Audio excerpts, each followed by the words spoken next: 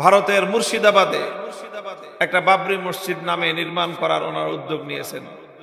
কিভাবে সেখানে লক্ষ লক্ষ মুসলমানরা এমন ভাবে এই বাবরি মসজিদের চেতনাকে সংরক্ষণ করার জন্য তারা ঝাঁপায় পড়েছে, গোটা ভারতের হিন্দুত্ববাদ থরথর করে কেঁপে উঠেছে।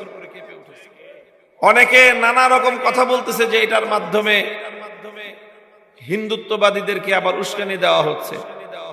আমার আল্লাহর ঘর শহীদ করে দিবে, 500 বছরের পুরানো মসজিদকে তারা কাল্পনিক কাহিনীর মাধ্যমে, বিচার বিভাগীয় তামাশার মাধ্যমে ধ্বংস করবে। আর মুসলমানরা বুঝি আল্লাহর ঘর মসজিদকে পুনর্নির্মাণ করার সত্যিকার চেতনাকে ধারণ করবে না। সমস্ত মুসলমান শাহাদাত বরণ করতে পারে, কিন্তু এইভাবে অন্যায়ের সামনে তারা মাথা নত করতে পারে না। কাজেই এটা আমাদের সংগ্রাম, এটা আমাদের শপথ, এটা আমাদের অঙ্গীকার যে আমরা আজ না হয় কাল, আমরা এই বছর না পারি আগামী বছর, যুগ পার না পারি আমরা শতাব্দী কাল পরেও হলেও ইনশাআল্লাহ বাবরি মসজিদকে আবার তার যথাস্থানে পুনর্নির্মাণ করেই ছাড়বো। আমরা না পারলে সন্তানদেরকে ওসিয়ত করে যাব, তারা না পারলে তাদের সন্তানদেরকে ওসিয়ত করে যাবে। ফিলিস্তিনের মুসলমানরা যেভাবে মসজিদে আকসাকে রক্ষা করার জন্য দশকের পর দশক ধরে রক্ত দিয়ে যাচ্ছে, ইনশাআল্লাহ এই পাক ভারত উপমহাদেশের দক্ষিণ পূর্ব এশিয়ার মুসলমানরাও এই উপমহাদেশের মসজিদে আকসা বাবরি মসজিদকে পুনরুদ্ধার করার জন্য তাদের যা করতে হয় তারা তাই করবে ইনশাআল্লাহ। আমাদের সেই রাত 1টা-2টার সময় জামিয়া রহমানিয়া আরাবিয়া থেকে ছাত্ররা সব বের হয়ে আসলো এবং ওই রাত্রেই ভারতীয় দূতাবাস বরাবর দূতাবাস অভিমুখে মিছিল নিয়ে গেল। সেখানে ছাত্রদের উপর ব্যাপক হামলা হলো, বহু ছাত্র আহত হয়ে মাদ্রাসায় ফিরে আসলো। পরের দিন ফজরের নামাজ পড়েই আমরা আবার মাঠে বের হলাম। সারাদিন চলল।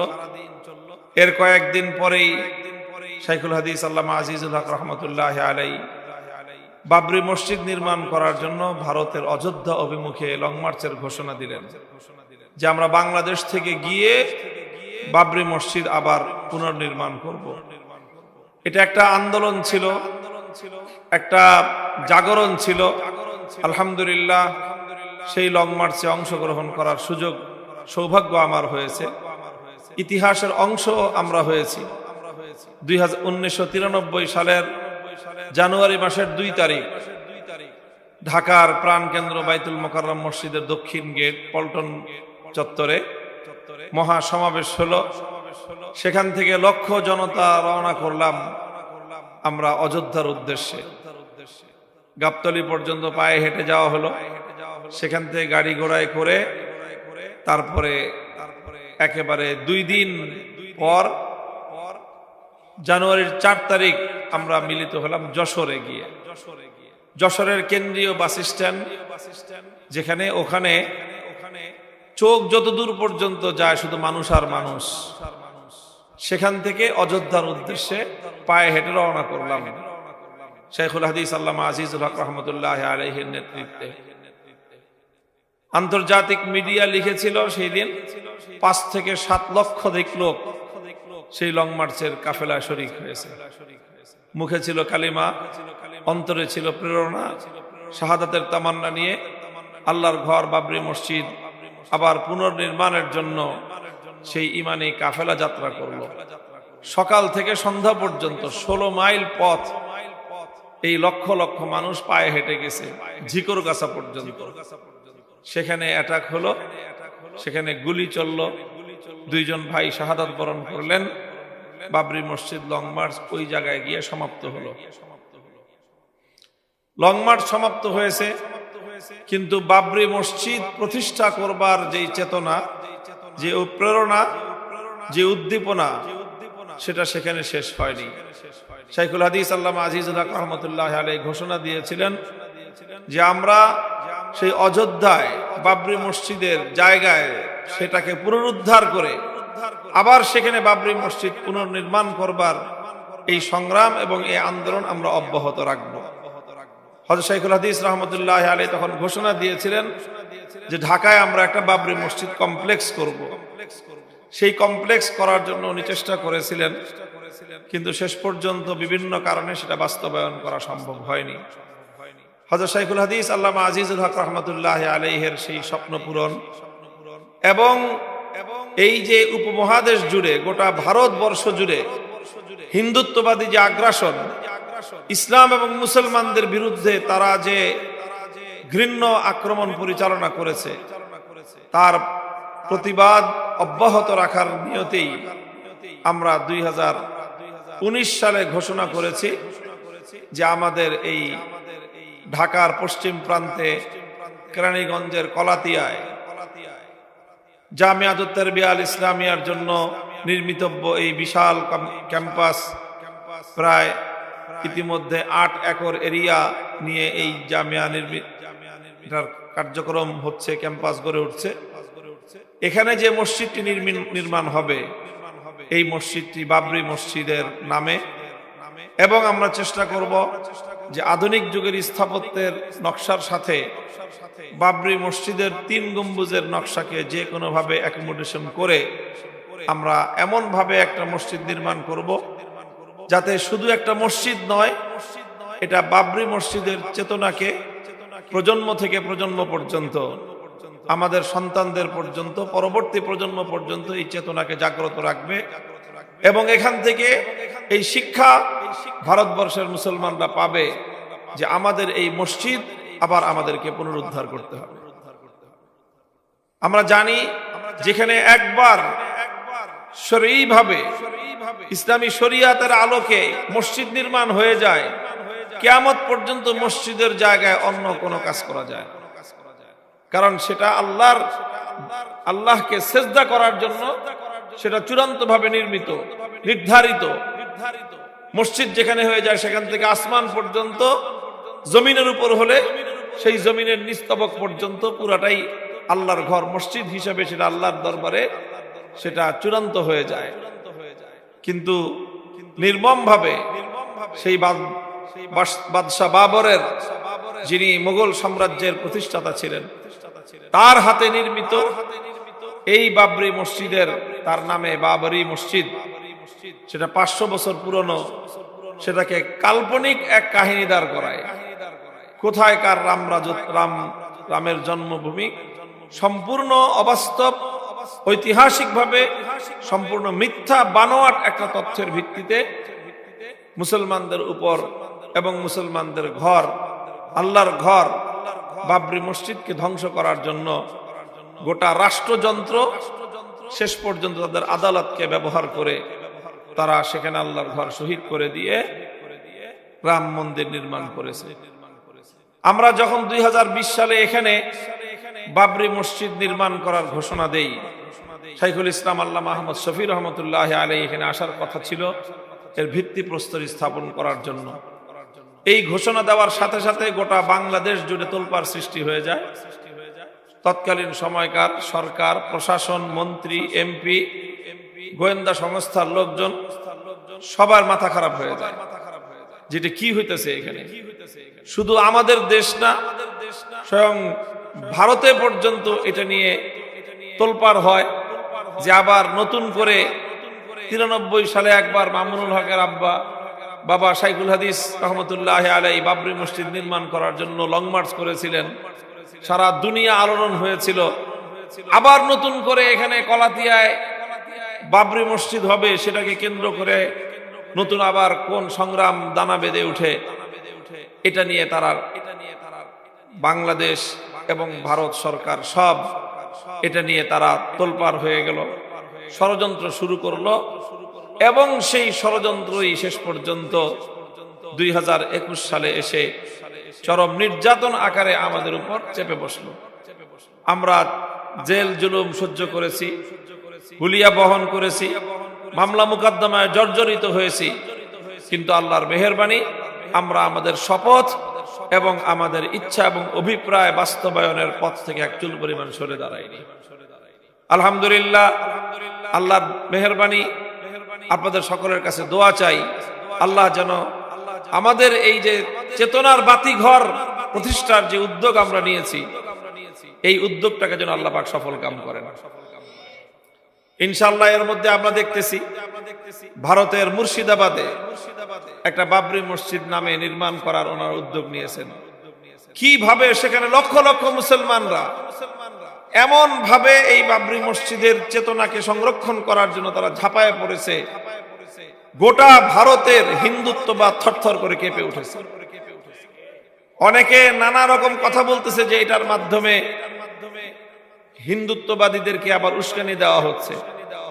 আমার আল্লাহর ঘর শহীদ করে দিবে, 500 বছরের পুরানো মসজিদকে তারা কাল্পনিক কাহিনীর মাধ্যমে, বিচার বিভাগীয় তামাশার মাধ্যমে ধ্বংস করবে।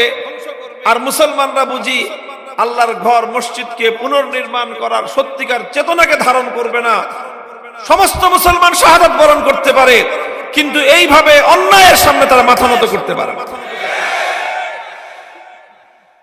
কাজেই এটা আমাদের সংগ্রাম, এটা আমাদের শপথ, এটা আমাদের অঙ্গীকার যে আমরা আজ না হয় কাল, আমরা এই বছর না পারি আগামী বছর, যুগ পার না পারি আমরা শতাব্দী কাল পরেও হলেও ইনশাআল্লাহ বাবরি মসজিদকে আবার তার যথাস্থানে পুনর্নির্মাণ করেই ছাড়বো।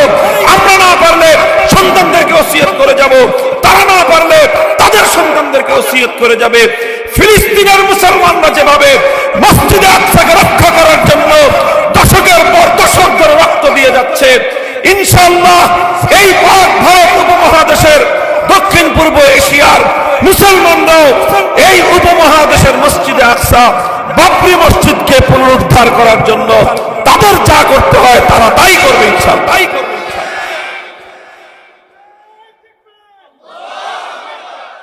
মুহতারাম হাজিরিন, এই জন্য আমরা আপনাদের কাছে দোয়া চাই যেন আল্লাহ পাক রব্বুল আলামিন আমাদের এই উদ্দেশ্য আল্লাহ বাস্তবায়ন করার তৌফিক দান করেন।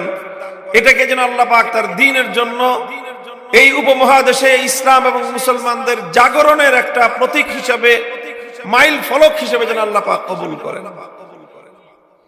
ইতিমধ্যে আলহামদুলিল্লাহ মসজিদ যেই জায়গাটায় আমরা প্রাক্কলন করেছি, আমরা যেখানে প্ল্যান করেছি মসজিদ যেই জায়গাটায় হবে আমাদের এই স্টেজের পেছন দিকে, তো আলহামদুলিল্লাহ তার প্রায় মূল জায়গা যেটুকু নিয়ে আমরা খুব আতঙ্কিত ছিলাম, শঙ্কিত ছিলাম। আমি 2021 সালে গ্রেফতার হওয়ার আগেই সেই জায়গাটা বায়না করেছিলাম। এরপরে তো তুফান শুরু হয়ে গেল আমাদের উপর দিয়ে, আমরা সব লন্ডভন্ড হয়ে গেলাম। 3 বছর এই মাদ্রাসা সিলগালা ছিল। এই মাদ্রাসায় আমাকে গ্রেফতার করার পরে পুলিশ রেড দিছে, দিয়ে এখানে মাদ্রাসার ছাত্র, শিক্ষক, স্টাফ যা পেয়েছে, মাদ্রাসা বন্ধের সময় ছিল রমজান মাস, সবাইকে গ্রেফতার করে নিয়ে গেছে। 3 বছর পর্যন্ত মাদ্রাসা সিলগালা ছিল। এখানে শুধুমাত্র একজন কোন রকম মানে দারোয়ান ছাড়া আর কেউ এখানে থাকতে পারে নাই। এই অবস্থার মধ্য দিয়ে আল্লাহ পাক রব্বুল আলামিন 3 বছরের প্রতিকূল আবহাওয়া অতিক্রম করেছেন, ঝড় তুফান আল্লাহ পাক নিজেই মোকাবেলা করেছেন আলহামদুলিল্লাহ। এরপরে আমরা এসে আমরা আপনাদের সহযোগিতায়, বিশেষ করে আমি হযরত মাওলানা জাহিদুল ইসলাম সাহেবের, আমাদের আগের খারাকান্দি মাদ্রাসার সাবেক মুহতামিম, এখন জামিয়াতুল ইব্রাহিম মাদ্রাসার মুহতামিম সাহেব, ওনার অনবদ্য অবদান, ভূমিকা, অনেক কষ্ট স্বীকার করে শেষ পর্যন্ত ওই জমিটা যেটা আমরা মসজিদের জন্য বায়না করেছিলাম, পূর্ণটা না হলেও তার 60% মসজিদের নামে, সেটা আলহামদুলিল্লাহ সাফ কবলা দলিল হয়ে গেছে। তা আলহামদুলিল্লাহ যতটুকু হয়েছে, অবশিষ্টটুকু না হলেও আমাদের মসজিদ নির্মাণে কোনো সমস্যা হবে না। বাকি জায়গাটুকু, অবশিষ্ট জায়গাটুকু হলে ক্যাম্পাসটা, মসজিদের চত্বরটা আরো সুন্দর হবে। যাদের জায়গা আছে এই জায়গায়, তাদের আত্মীয় স্বজন আপনজনরাও আছেন, আপনারা তাদেরকে বুঝায়েন যে এত বড় একটা ঐতিহাসিক কাজ হচ্ছে, এটাতে এমনি জমিন দেওয়া দরকার। এই মাদ্রাসার, এই মসজিদটার কাজের জন্য তো মুসলমানদের, আমি তো আর ব্যক্তিগত কিছু বানাচ্ছি না, এখানে উম্মতের পক্ষ থেকে, পুরা উম্মার পক্ষ থেকে আমরা একটা স্থাপনা, আল্লাহর ঘর, মসজিদ, এবং সাধারণ মসজিদ নয়, বাবরি মসজিদের নামে নামকরণ করে সেই মসজিদ আমরা এখানে নির্মাণ করার উদ্যোগ নিয়েছি। আপনাদেরও সর্বাত্মক ভূমিকা, সহযোগিতা এবং অংশগ্রহণ থাকা চাই। সেইভাবে ইনশাআল্লাহ আমরা চেষ্টা করব। ইতিমধ্যে আলহামদুলিল্লাহ অনেক ভাই এই বাবরি মসজিদের জমিদাতা সদস্য হয়েছেন। আমরা 313 জন জমিদাতা সদস্য সংগ্রহের অভিযান শুরু করেছিলাম এবং অনেক ভাই সদস্য হয়েছেন। লক্ষ টাকা, 1 লক্ষ টাকা করে তারা পরিশোধ করেছেন। সেই টাকাগুলি দিয়েই আসলে মূলত এই জমিটা কেনা হয়েছে। ইতিমধ্যে আমরা এখানে প্রায় 7 একর জায়গা কিনেছি। তো এই জায়গা কিনতে তো প্রায় 6-7 কোটি টাকা খরচ হয়েছে। আরো বেশি অন্যান্য উন্নয়নমূলক কাজ সহ 10 কোটি টাকার উপরে এই ক্যাম্পাসে ইতিমধ্যে খরচ হয়েছে। আলহামদুলিল্লাহ এই জমিদাতা সদস্য এখনো সংগ্রহ চলছে। 1 লক্ষ টাকা করে প্রদান সাপেক্ষে যে কেউ সদস্য হতে পারেন ইনশাআল্লাহ। দ্বিতীয় হলো যে মসজিদ নির্মাণের কাজে আমরা অতি দ্রুতই ইনশাআল্লাহ হাত দিব। এখানে এই বর্ষায় আমরা জায়গাটা ভরাট করার উদ্যোগ নিয়েছিলাম। এটা আপনাদের কাছে বলি, আপনাদের এলাকার মানুষের জানা দরকার, সহযোগিতাও দরকার।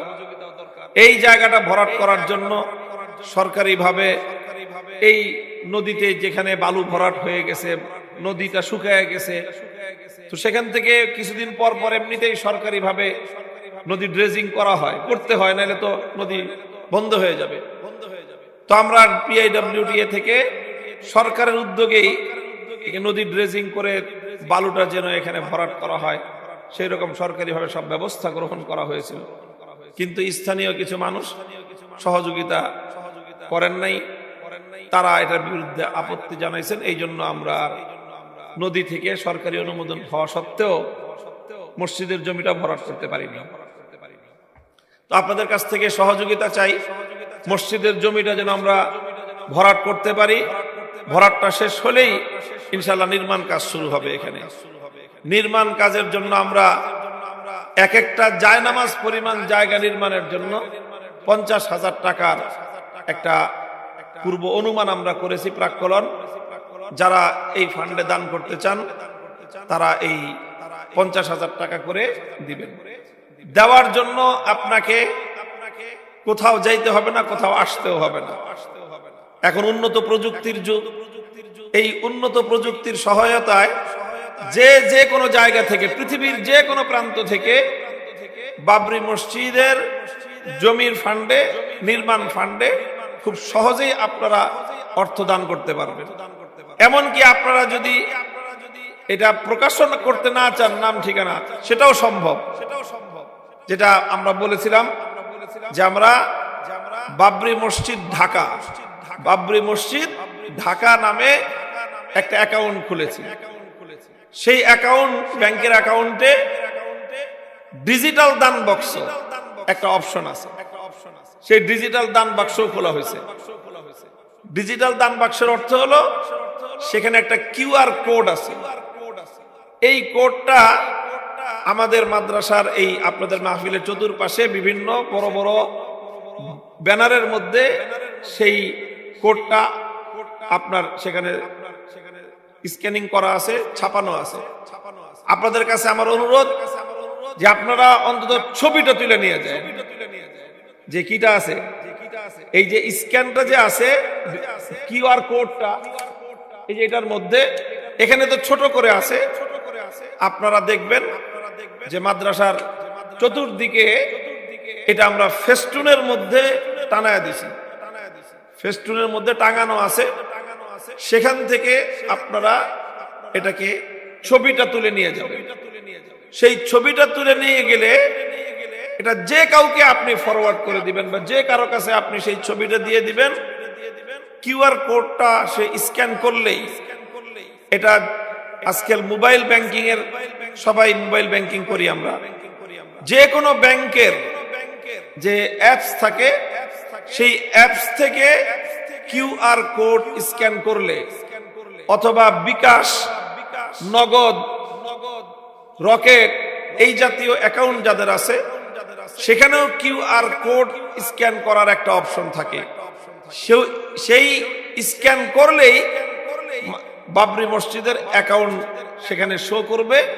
তারপরে আপনি কত টাকা দিতে চান ওটা সেন্ড করে দিলে অটোমেটিক আপনাদের অ্যাকাউন্ট থেকে, বিকাশ অ্যাকাউন্ট থেকে, নগদ অ্যাকাউন্ট থেকে, রকেট অ্যাকাউন্ট থেকে অথবা ব্যাংকের অ্যাকাউন্ট থেকে বাবরি মসজিদ ঢাকার অ্যাকাউন্টে টাকাটা ট্রান্সফার হয়ে যাবে। তো এই জন্য আমরা আশা করব যে যারা যতটুকু পেরেছেন করেছেন, করতেছেন, কিন্তু অন্তত সকলেই আপনারা আপনাদের মোবাইলের ক্যামেরা দিয়ে বাবরি মসজিদের যে কিউআর কোডটার ছবিটা তুলে নিয়ে যাবেন এবং আপনি 10 জনের কাছে যদি এই ছবিটাও পৌঁছে দিতে পারেন, ফরওয়ার্ড করে দিতে পারেন, তাহলে ওই 10 জন আরো 10 জনের কাছে ফরওয়ার্ড করলে প্রত্যেকে দেখা যাবে যে আপনার মাধ্যমে 100 জন, 1000 জনের কাছে এই কিউআর কোডটা পৌঁছে যাবে।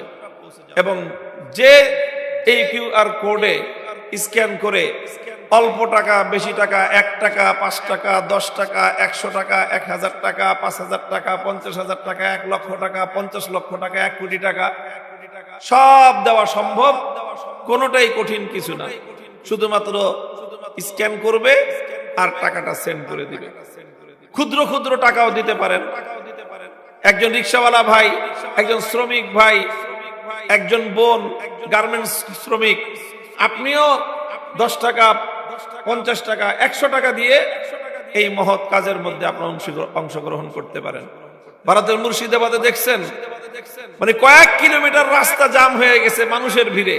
প্রত্যেকে ইট নিয়ে আসছে সাথে করে, ইট বাবরি মসজিদ নির্মাণ করার জন্য ইট দিবে। কেউ 10টা ইট, কেউ 20টা ইট কান্দে করে নিয়ে আসছে, কেউ সিমেন্ট নিয়ে আসছে।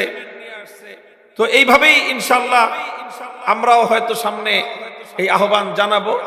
সারা দেশের মানুষের সহযোগিতা নিয়ে আমরা ইনশাল্লাহ বাবরি মসজিদকে একটি চেতনার প্রতীক হিসেবে আমরা প্রতিষ্ঠা করবো ইনশাল্লাহ। আল্লাহ পাক রব্বুল আলামিন আপনাদের সকলকে কবুল করুন, তৌফিক দান করুন। আমার আখেরি আরজ আবারও আপনাদের কাছে থাকলো যে আপনারা অন্তত এই কিউআর কোডের ছবিটা তুলে নিয়ে যার যার জায়গা থেকে আপনাদের বন্ধু বান্ধব এবং আপনজনদের কাছে দাওয়াতটা পৌঁছে দিবেন। আল্লাহ পাক রব্বুল ইজ্জত জামিয়াতুত তারবিয়ার আজকে এই দস্তরবন্দি মাহফিলকে আল্লাহ কবুল করেন। সকালে সামনে বসে পড়েন, দুরূদ শরীফ পড়েন, এখন দোয়া করে দেবেন সব। আল্লাহুম্মা সাল্লি আলা মুহাম্মাদিন ওয়া আলা